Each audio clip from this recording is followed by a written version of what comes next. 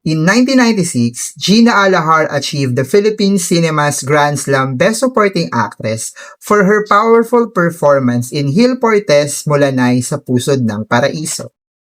Playing Norma, Gina Alahar brought warmth, strength, and authenticity to a story centered on life and struggles in the rural community of Mulanay, Quezon.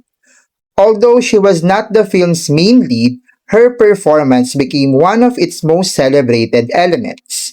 Her performance swept the major Philippine Film Awards, earning her Best Supporting Actress from FAMAS, Gawa-Durian, Film Academy of the Philippines or Luna Awards, and the PMTC Star Awards for movies.